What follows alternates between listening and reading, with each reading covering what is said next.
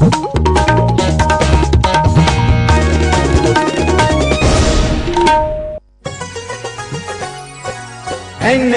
का ये उपहार विवाहित जीवन में आए बहार। यदि आप और बच्चे नहीं चाहते तो बिना चीर फाड़ के एनएसवी पुरुषों के परिवार नियोजन का सिर्फ 10 मिनट का सरल उपाय है और आधे घंटे बाद आप घर भी जा सकते हैं। इससे कोई कमजोरी नहीं होती बल्कि सहवास का आनंद और भी बढ़ जाता है। एनएसवी का ये उपहार विवाहित जीवन में आए बहार। राष्ट्रीय स्वास्थ्य मिशन, स्वास्थ्य विभाग हरियाणा द्वारा जनहित में जारी।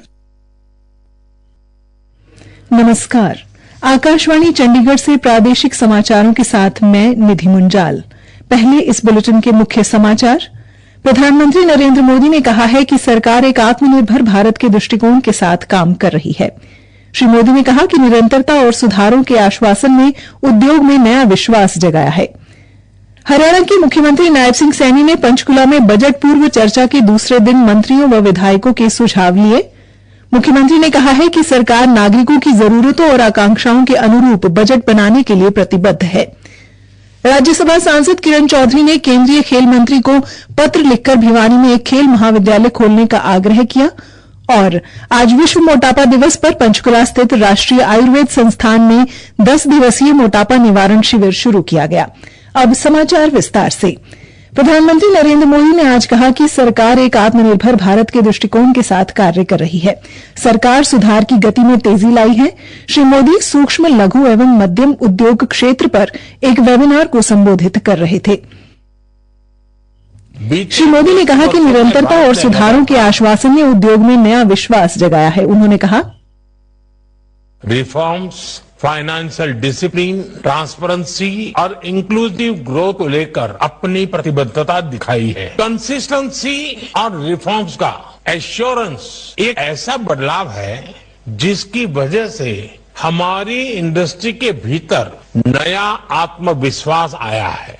मैं मैन्युफैक्चरिंग और एक्सपोर्ट से जुड़े प्रत्येक स्टेक होल्डर को ये विश्वास दिलाता हूं कि ये निरंतरता आने वाले वर्षों में ऐसी ही बनी रहेगी।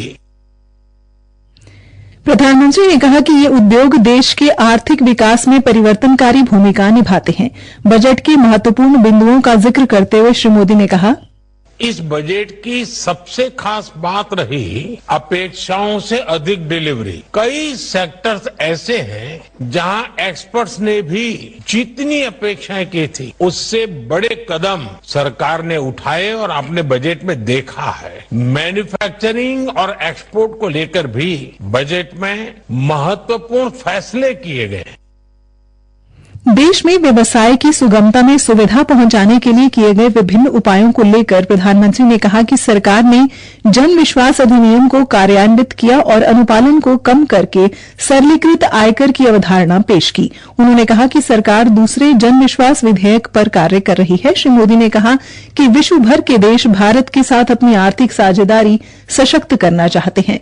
श्री मोदी ने कहा कि उद्योगपतियों को वैश्विक आपूर्ति श्रृंखला में अवसरों की तलाश करने और विनिर्माण नवाचारी उत्पादों पर ध्यान केंद्रित करने का सुझाव दिया। पंचकुला में चल रही बजट पूर्व चर्चा के आज दूसरे दिन हरियाणा के मुख्यमंत्री नायब सिंह सैनी ने मंत्रियों व विधायकों के सुझाव लिए। बैठक के बाद कैबिनेट मंत्री विपुल गोयल ने बताया कि मंत्रियों और विधायकों द्वारा राज्य और अपने क्षेत्र के विकास के लिए काफी सुझाव दिए गए हैं। सभी ने जनता के हित में बात की। ये पूरा प्रारूप था, बहुत ही सुंदर प्रारूप था।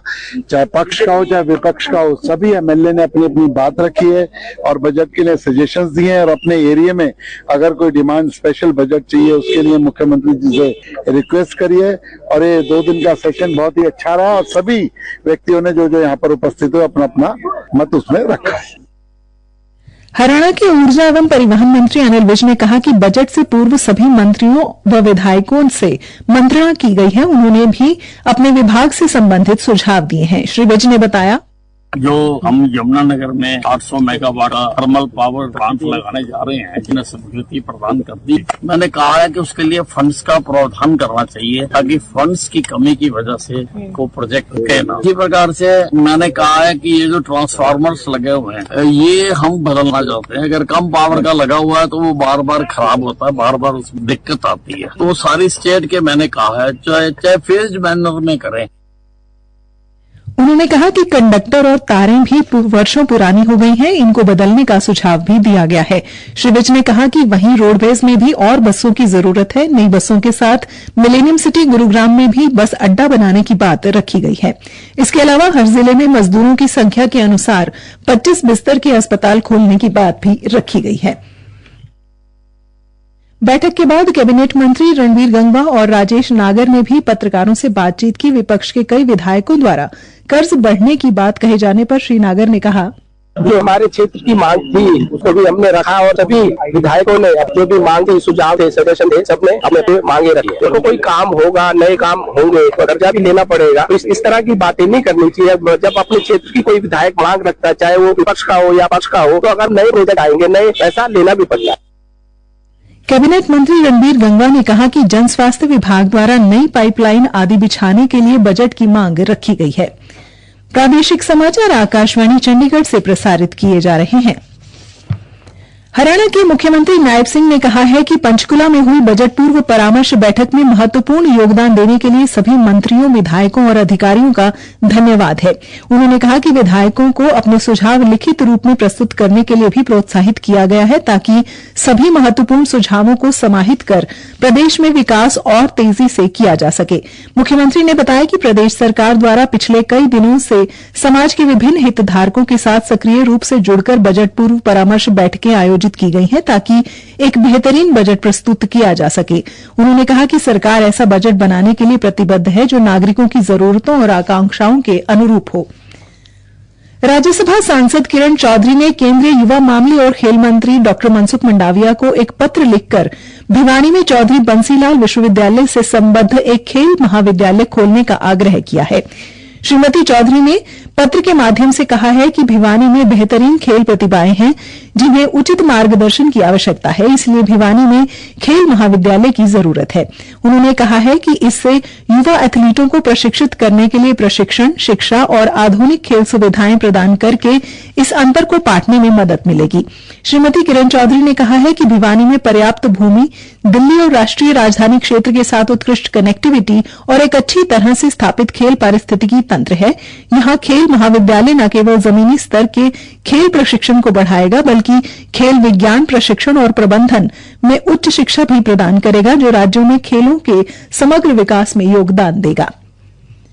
आज विश्व मोटापा दिवस मनाया जा रहा है। इस अवसर पर पंचकुला स्थित राष्ट्रीय आयुर्वेद संस्थान में सहायक प्रोफेसर डॉ पूजा ने आकाशवाणी समाचार से बातचीत में कहा, 4 मार्च को हम विश्व मोटापा दिवस के रूप में मनाते हैं ताकि मोटापे से जुड़ी स्वास्थ्य समस्याओं के प्रति जागरूकता बढ़ाई जा सके।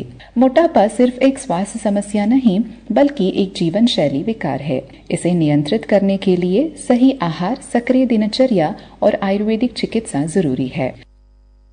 उन्होंने बताया कि उनका संस्थान आज 4 तारीख से 13 मार्च तक 10 दिवसीय मोटापा निवारण शिविर का आयोजन कर रहा है जिसका शुभारंभ आज विश्व मोटापा दिवस पर किया गया है। उन्होंने कहा, फिट इंडिया मूवमेंट जो हमारे आदरणीय प्रधानमंत्री श्री नरेंद्र मोदी जी ने स्वस्थ शरीर, सशक्त मन और समृद्ध राष्ट्र के लक्ष्य के साथ शुरू किया, इसी संदेश को आगे बढ़ाते हुए राष्ट्रीय आयुर्वेद संस्थान पंचकुला के कुलपति प्रोफेसर संजीव शर्मा जी के मार्गदर्शन में आज से यानी कि 4 से 13 मार्च तक 10 दिवसीय निःशुल्क एंटी ओबेसिटी शिविर आयोजित कर रहा है।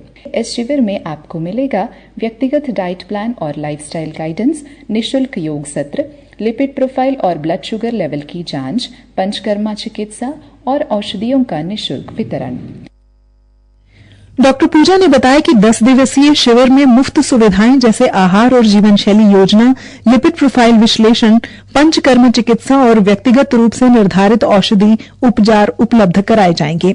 उन्होंने मोटापे से पीड़ित लोगों से इस शिविर का लाभ उठाने का अनुरोध किया।